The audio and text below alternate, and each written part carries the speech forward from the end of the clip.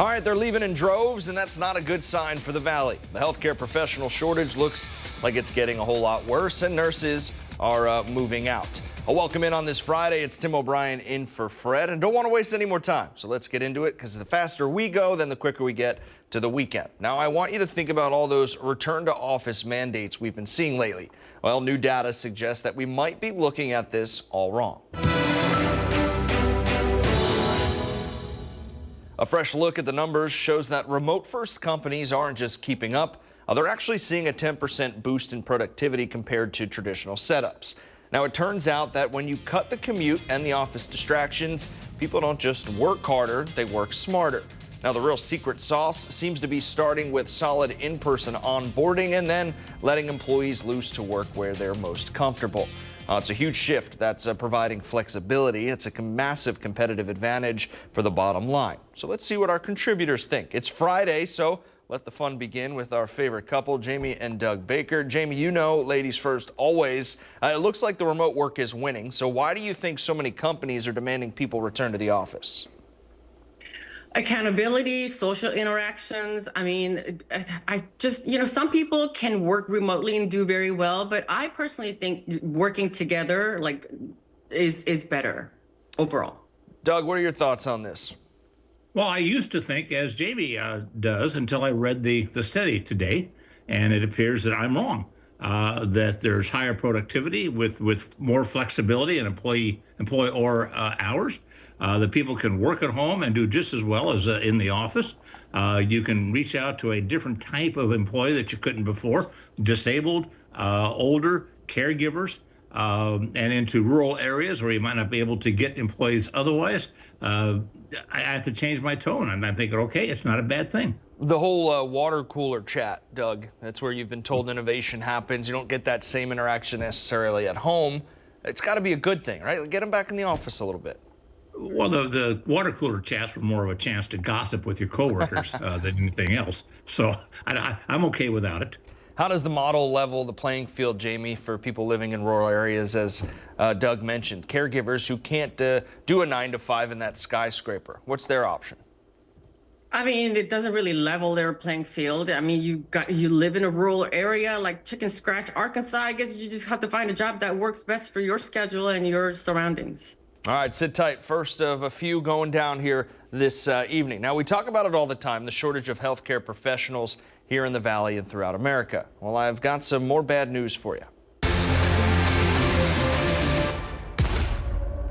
Now we're seeing a literal brain drain as hundreds of American nurses pack their bags for Canada. A new report shows that British Columbia alone has seen a tenfold spike in the U.S. nurses applying for licenses, with over 1,000 getting the green light just this past year. Now, many of these frontline workers say that they're leaving because of the current political climate and a feeling that the U.S. healthcare system is becoming too, quote, chaotic. Now, Canada is actually leaning into this, running million-dollar ad campaigns to recruit our talent by promising a more stable, compassionate work environment.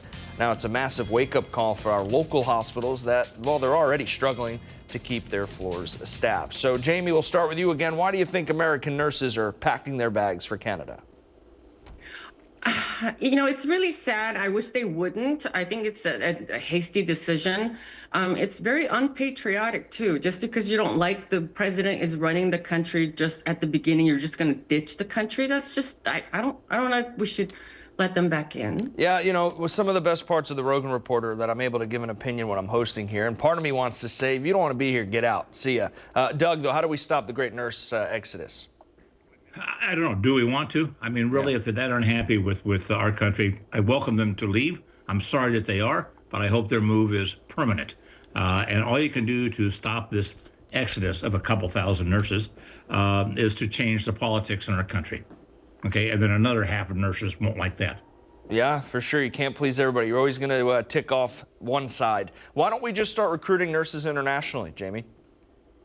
Well, don't we already do that? I mean, you go to the hospital, most of the nurses are Filipinos, but I mean, yeah, we should open it up and just give the best training and just make everybody make more money. Doug, your thoughts on that? About 20 seconds.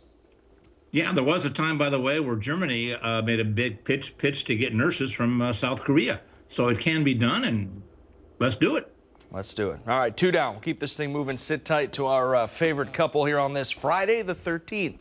Now, the Boys and Girls Club of Palm Springs facing a serious double whammy right now that has the whole community on edge. Well, they're dealing with some major funding uncertainty due to a freeze on federal funding, which delayed approximately $200,000 in pass. Now, through funding the club had been counting on, that's putting their programs at risk. But at the same time, they're seeing a spike in security concerns at their facilities. Now, it's a heartbreaking situation because these clubs are a second home for so many local kids who need a safe place to go to after that final bell rings at school. Now, leadership is reaching out to the community for a helping hand, essentially saying they can't keep the doors open and the kids protected without some immediate support. Now, if they're forced to scale back hundreds of families in our area, they're certainly going to be left scrambling for childcare and a safe environment for their teenagers. CEO and Executive Director Margaret Kung encouraged everyone to visit the club and said donations can be made at BCCP, that's BGCP rather, s.org. You see there on your screen. Those interested can volunteer. Contact her directly. So if you have the time to volunteer or the money you can donate, we encourage you to reach out and, of course, help the club that has been helping this community since 1948.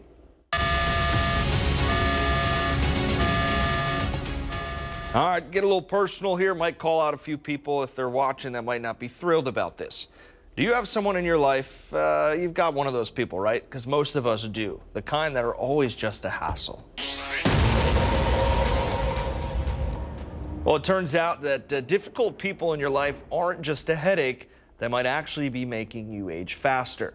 A new study found that people who deal with hasslers, or those who constantly create problems, like the garbage truck banging the dumpster on behind us right now, they've got a biological age that's higher than their actual years. Essentially, every extra difficult person in your circle is linked to about 1.5% increase in your aging pace, which adds up to nearly 9 months of extra wear and tear on your body. Interestingly, the study found that this happens most with difficult friends or family members, while, believe it or not, this is a perfect topic here, it's difficult spouses. They didn't show the same aging effect. Now, protecting your peace isn't just about your mood, it's literally about your longevity. So how many difficult people do you have in your life, Jamie? Other than the one wearing an eye patch right now, no, actually, he's not difficult. I don't surround myself with difficult people. If they're difficult, they stress me out, I cut them out. Doug, how many difficult people in your life, not including your wonderful spouse? See, that's the problem when you say that, because then I'm thinking, I don't know if I know any others. I really don't. Now, Jamie and I have been married almost 10 years, and look at me. I'm 58 years old. Can you imagine the stress I've been under? Okay. We had in our life a couple, 3 people that we found very difficult to be around, and so we just chose not to be around them. We just cut ourselves off from the pack. We don't see them anymore, and life is better as a result. That's it. Is it easier to do as you get older? You always hear, as you get older, you don't have time for that, you don't have the patience for that, you just cut them off. And is that true, Jamie? Oh, yeah. Oh, yeah. I used to be so afraid. Oh, what if they get their feelings hurt? Man, come on, cut them out. Waste of time. I still haven't figured that out. I'm a yes man, so I don't know how to walk that line yet and just do whatever they ask. How realistic is it, though, Doug, to cut those toxic relationships, especially when they're family, because that's not easy? Family is a lot more difficult. That's why as I get older, I'm more and more happy that I was an only child. I didn't have a large family, thank God. Jamie does, and I can see the stress that's there sometimes. It's very difficult to cut out family members, if not impossible. Friendships and acquaintance, I think it's very easy. I've gotten to be quite good at it. If difficult people can cost you years on your life, can we look at the flip side? Positive people can probably make you last longer, right, Jamie? Well, yeah, that's obvious. Misery loves company, and the more pleasant people that you surround yourself, you're going to live longer or be happier. Just overall, you just have to take care of yourself, period. Period, stop. All right, sit tight there. We got one more. You know what not to be? That's a hassler. You know what you should be, though? That's a good neighbor.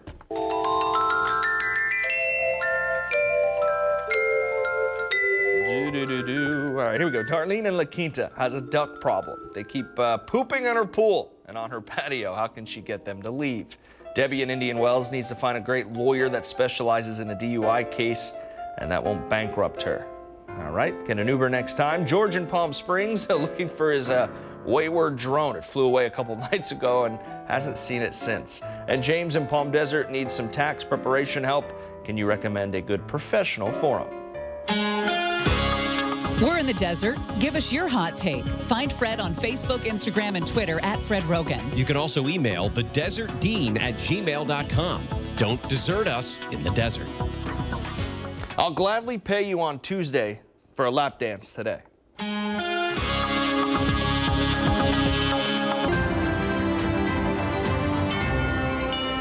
If you head over to the Shadow Mountain Golf Course any Wednesday between 3 and 5, you may notice something unusual for a golf course: adoptable dogs.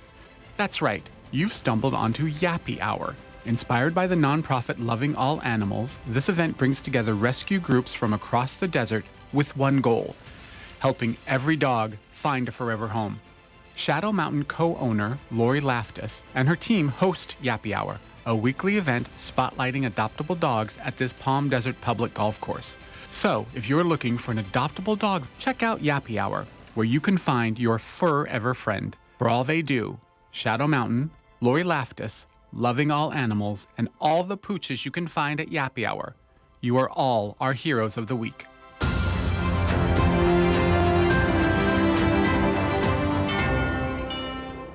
Get out there and adopt. Adopt, don't shop. Did that with my 3, and a happy birthday, second birthday to my golden doodle, Lulu, today. Now, you've heard the term Florida man, but why is it a term? Example number 1, Florida man Roberto Maldonado allegedly tried to pull off a buy one, get 14 free.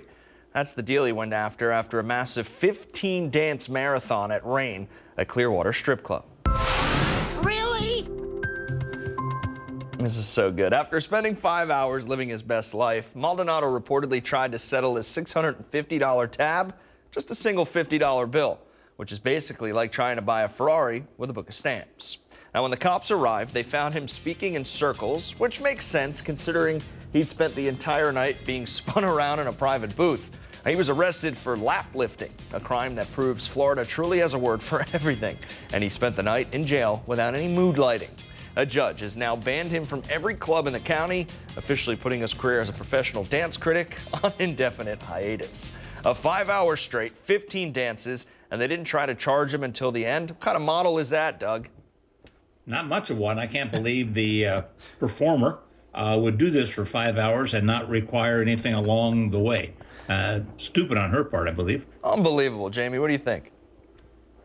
I mean, they're not going to have many dancers left if they don't make them pay first. It must be paid in full, sir. He thought he'd just get away with giving $50, like that was going to be some sort of compromise. Now, Jamie, I got to ask, if you were at that club working, what would your stage name be? By the way, the guy was tweaking while she was twerking. So if I was a stripper, they would call me Dolly Holly because Dolly make me holla, point blank, period.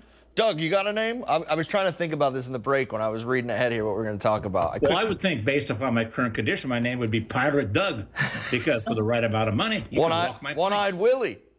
One-eyed Willie. Do you look? Thankfully, you're okay. All kidding aside, Yeah. You told us during the Okay. off air what happened, and you're good though. We need you around a little longer, all right? So be careful. Thank you.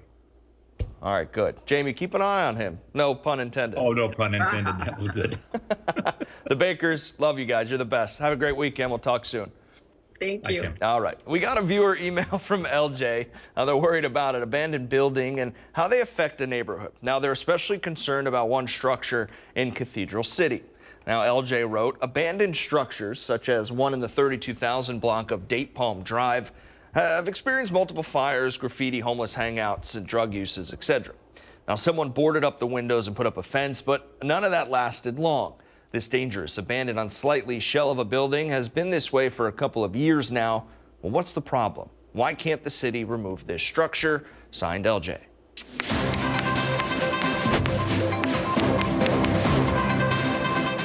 All right, LJ, we got good news for you. We've reached out to Cathedral City, and unlike other cities here in the Valley, they always get back to us and want to make sure the public stays informed. Now, they say that the city of Cathedral City is aware of the property and has an active open code compliance case on it.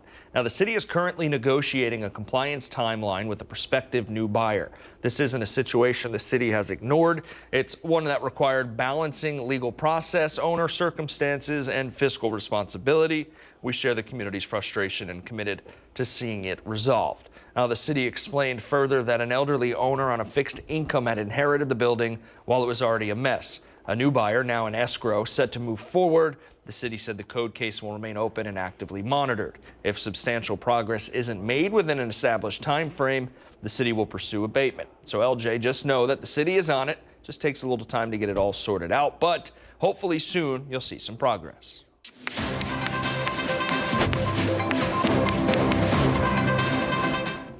All nostalgia isn't enough to keep the lights on or pay the rent.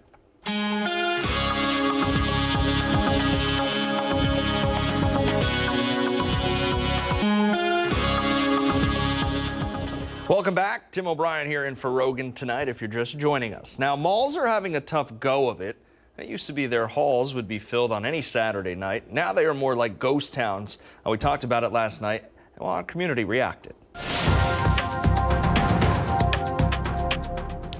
Kathy wrote they tore down the Topanga Mall called the Promenade this week in Woodland Hills, and Huntington Beach, the Westminster Mall, vacant too. Michelle was into contributor Chauncey's suggestion. She wrote, love the bowling idea. Roller skating and multiple pickleball courts. Indoor pickleball would be a great investment if done correctly with the eating/bar connection. And we talked about how El Paseo's vacancy rate was much less than other area malls. Well, Michael thinks that may change soon. With the corporate bankruptcy, I see that another store will close. Saks Fifth Ave will really impact El Paseo business. Now, this is one topic where the online community seems to be pretty much in agreement.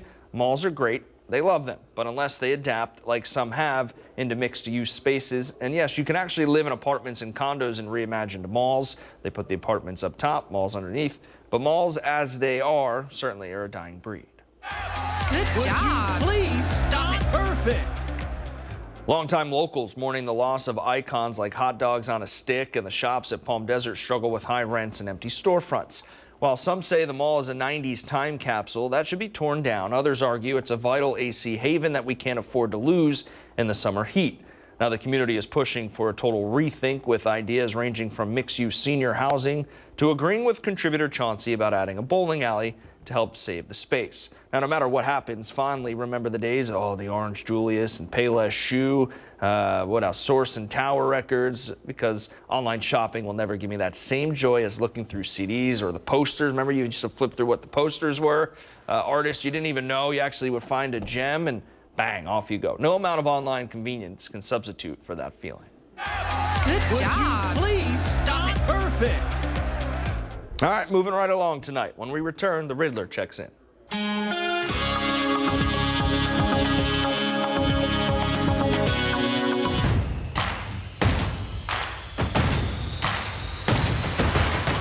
Hey guys, riddle me this. I am the process of turning golden light into green life.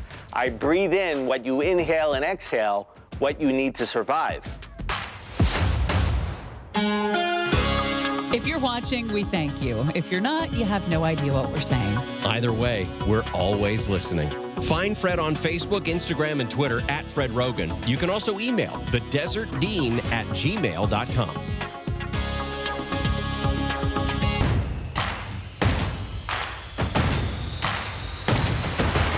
I am the process of turning golden light into green life. I breathe in and exhale and inhale what you need to survive. What am I? Photosynthesis. Ooh, that's a tough one. All right, comment tonight about our story on kids using their phones every hour that they are in school. Well, our buddy Chris wrote, why don't the manufacturers of phones make a phone that is just that, a phone only? No capability to text or social media. I think this would be easier for schools to manage and give parents and children access to each other. I agree with that now that I have 2 kids under my roof. I agree. That texting drives me nuts. Hey, it's Friday the 13th, and we've made it through the show with no big disasters just yet, but wait till you hear this word I'm about to announce. Unless you think the show itself is a huge disaster, which you may think, we can't help you there, but thanks for watching anyway. Let's do some fun facts about Friday the 13th. Long before it was paired with the 13th, Friday itself was considered the unluckiest day of the week in Western culture. Add to that the fear of the number 13. Now it comes down to the idea that 12 is a perfect number. We have 12 months, 12 hours on a clock, 12 zodiac signs, so 13 seen as the odd one out. That breaks that perfection. So if today makes you want to just stay in bed, or if you have stayed in bed all day with the covers over your head, well, you might have this. Ready? Paraskivi-decatriophobia. You like that? Paraskivi means Friday, decetris means 13th, decatres, yeah, and phobia, well, of course, means fear. Some people also call it, all right, here we go again, Frigga Triskai decaphobia, named after Frigga, the Norse goddess of love and fertility, for whom Friday is named. A little life lesson. 2026 is a triple threat year. Most years only have 1 or 2 Friday the 13th, but 2026 is a rare triple year. This occurs when the first day of the year falls on a Thursday.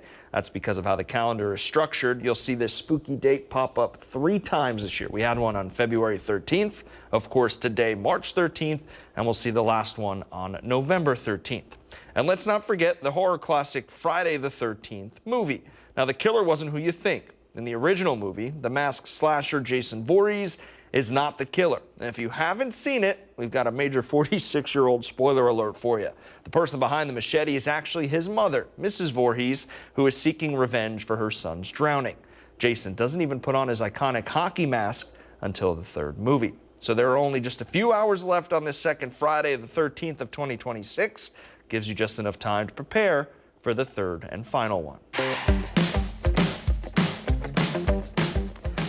Well, of course, remember NBC Palm Springs works around the clock for you. You simply just go to our website. That's NBCPalmSprings.com. Select on the Roggin Report. You can watch everything in chronological order. It's been a pleasure filling in. Hope you have a great weekend. We'll see you back here on Monday.